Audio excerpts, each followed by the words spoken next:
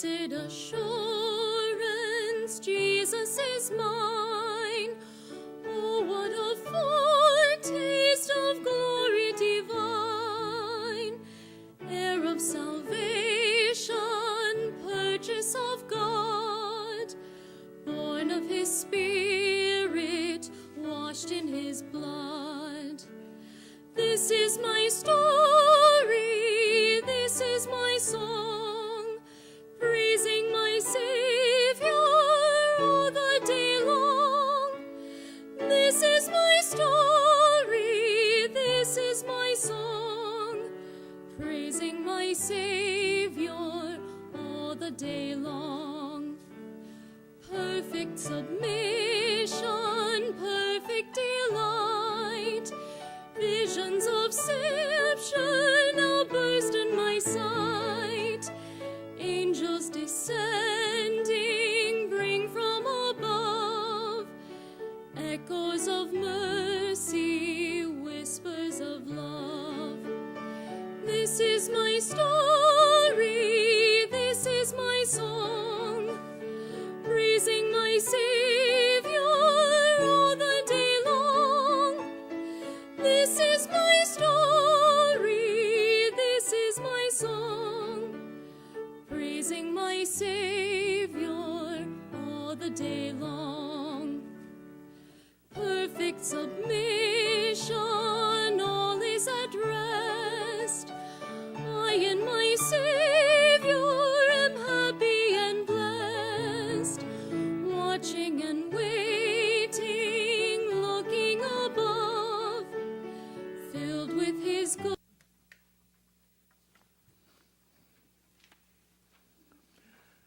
Have you ever heard of the Stella Awards? They are named after 81-year-old Stella Liebeck, the woman who spilled hot coffee in her lap, sued the McDonald's where she bought it, and walked, or maybe limped, away with a lot of money. Since that event, each year recognition is given to the most frivolous but successful lawsuits in the United States. I will share with you one year's winners, and I suspect that you will laugh, even as I do every time that I read them. But after the laughter should come a realization that there is something very wrong here, and maybe throaty chuckles will be replaced by head shaking. Anyhow, here goes. Fifth place was shared by three winners. Kathleen Robertson of Austin, Texas, was awarded $780,000 by a jury of her peers after breaking her ankle, tripping over a toddler who was running inside a furniture store. The owners of the store and the insurance company were understandably surprised at the verdict, considering the fact that the misbehaving child was Robertson's son. Second fifth-place winner, 19-year-old Carl Truman of Los Angeles, California, won $74,000 and medical expenses when his neighbor ran over his hand with a Honda Accord. Truman apparently did not notice there was someone at the wheel and ready to leave while he was trying to steal the hubcaps. The third fifth-place winner, Terrence Dixon of Bristol, Pennsylvania, was leaving by way of the garage, a house that he had just finished robbing. He was not able to get the garage door to go up since the automatic door opener was malfunctioning. He could not re-enter the house because the door connecting the house to the garage locked when he pulled it shut. The family was on vacation, and Dixon found himself locked in the garage for 8 days. He subsisted on a case of Pepsi he had found and a large bag of dry dog food. He sued the homeowners, claiming the situation had caused him undue mental anguish. The jury agreed to the tune of $500,000. Fourth place, Jerry Williams of Little Rock, Arkansas, was awarded $14,500 in medical expenses after being bitten on the buttocks by his next-door neighbor's beagle. The dog was on a chain in the owner's fenced yard. The award was less than what was sought because the jury felt that the dog might have been somewhat provoked at the time, since Williams, who had climbed over the fence into the yard, was shooting it repeatedly with a pellet gun. Third place, a Philadelphia, Pennsylvania restaurant was ordered to pay Amber Carson of Lancaster $113,500 after she slipped on the remains of a soft drink and broke her tailbone. The beverage was on the floor because Carson had thrown it at her boyfriend 30 seconds earlier during an argument. Second place, Kara Walton of Claymont, Delaware, sued the owner of a nightclub in a neighboring city when she fell from the bathroom window to the floor and knocked out 2 of her front teeth. This occurred while she was trying to sneak into the club through the window of the ladies' room to avoid paying the $3.50 cover charge. Her reward, $12,000 and medical expenses. And first place, the year's runaway winner was Marv Grzinski of Oklahoma City, Oklahoma.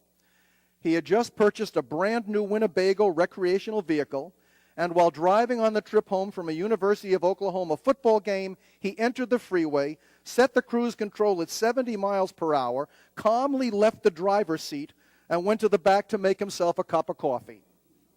Not surprisingly, the RV left the highway, crashed, and overturned.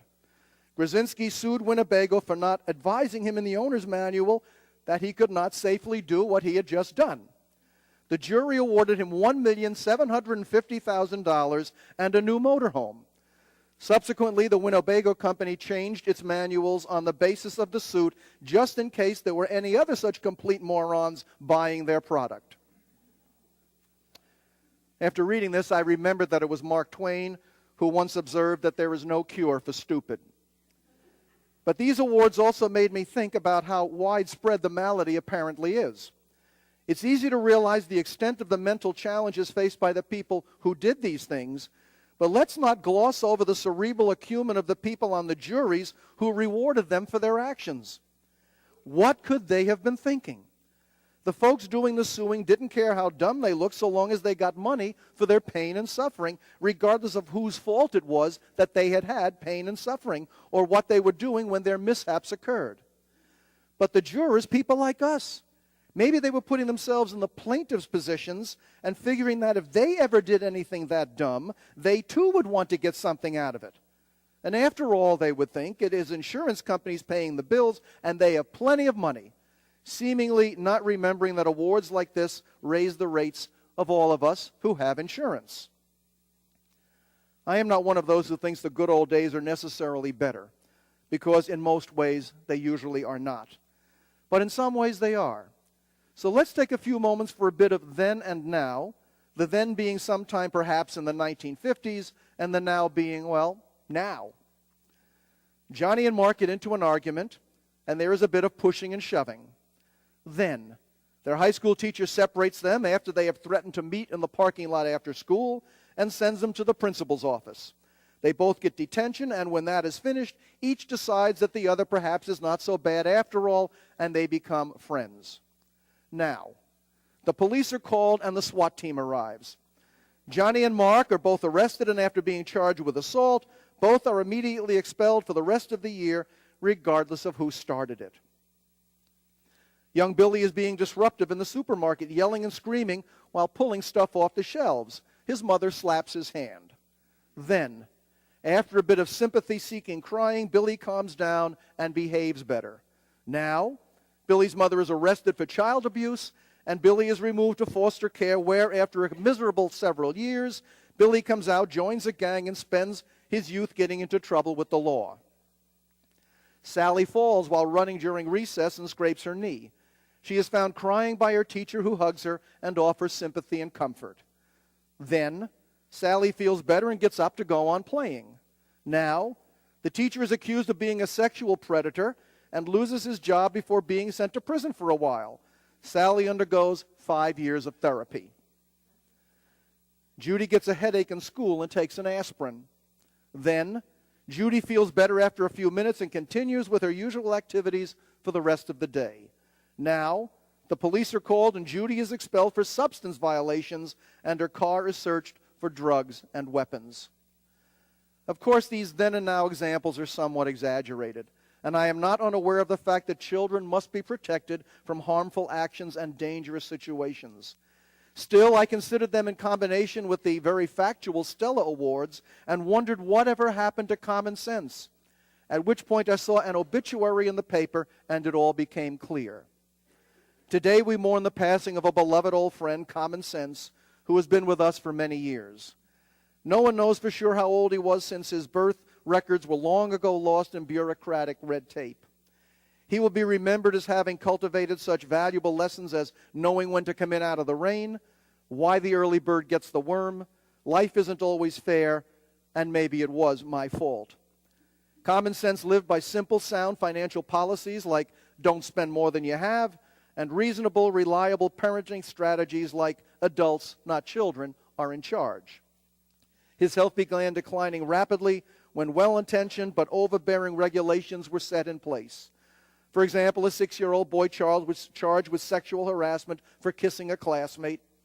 Teens suspended from school for using mouthwash after lunch. A teacher fired when reprimanding an unruly student. All these worsened this condition of low self-esteem. Common sense lost ground when parents attacked teachers for doing the job they themselves failed to do in disciplining their misbehaving and disrespectful children. It declined even further when schools were required to get parental consent to administer Tylenol or Band-Aids to students, but were not allowed to inform parents when students had some problems which were potentially life-threatening and or life-changing, but which the students did not want their parents to know about. The ultimate cause of death was attributed to an accumulation of public insanity as people were more and more financially rewarded for their own mistakes. Prisoners were treated better than their victims. Police were unnecessarily and illogically hampered in the performance of their duty. Elected leaders cared more about their own welfare than that of their constituents. The rich got richer and the poor got poorer, and might makes right became the slogan by which the world operated. Common sense was preceded in death by his parents, truth and trust, his wife, discretion, his son, reason, and his daughter, responsibility. He is survived by his stepbrothers. I know my rights, someone else is to blame, and I'm a victim. Not many attended the funeral services because so few realized that he was gone. The Bible speaks continually in numerous places about the value of learning, of wisdom, of logic. That's what Proverbs is all about. That's what Ecclesiastes is all about. And while God is seen as the source of this wisdom, the individual seeking to acquire it must be open to the entrance of it into his or her mind, spirit, and life. It so often seems in this modern world of ours as if common sense has indeed died, while we seek to live by rules and regulations which never take into account the specific circumstances of different situations. So much of what we do and think doesn't make sense, but we do it and think it anyway. In order to right wrongs or perceived wrongs, we formulate laws as if a one-size-fits-all approach will always work, and there are no exceptions. And we are too often guilty of overkill. We let our passions rule our minds and our inclinations control our actions without enough serious thought of the potential consequences. We let our brains take vacation, sometimes when they are most needed to be sharp and discriminating. We allow ourselves to accept the attitudes and conclusions of those who speak most loudly and charismatically without sufficiently questioning. We have practically turned political correctness into a secular kind of religious dogma, if that is possible, to the extent that nothing can be said or thought to which anyone, anytime, anywhere might take offense for any reason. And we ignore in all this what we believe about the will and way of God. Perhaps we have always been like this, but now is now, and now is when we have some control over how we live and what we do. Few people have been more creative than Charles Kettering, the brilliant engineer who invented all kinds of things connected with the automobile and who ended up as the head of research for General Motors. Kettering once made a wager with a friend that if he, the friend, hung up a bird cage in his house, he would eventually have to put a bird in it. The skeptical friend took the bet. So, said Kettering, I bought him an attractive and expensive bird cage made in Switzerland, and my friend hung it near his dining room table. People would visit him and ask when the bird had died. I never had a bird, the friend would answer, after which the next question naturally was, then why do you have a bird cage? Finally, despite himself, Kettering's friend decided it was simpler to buy a bird than to keep explaining why he kept an empty cage in his dining room. Kettering concluded from this story that if you hang empty bird cages in your mind, sooner or later you will go out and get something to put into them. The results will depend upon what we put into them, and we do have some control over that. Proverbs gives us some clues. Are we wise enough to follow what is there suggested?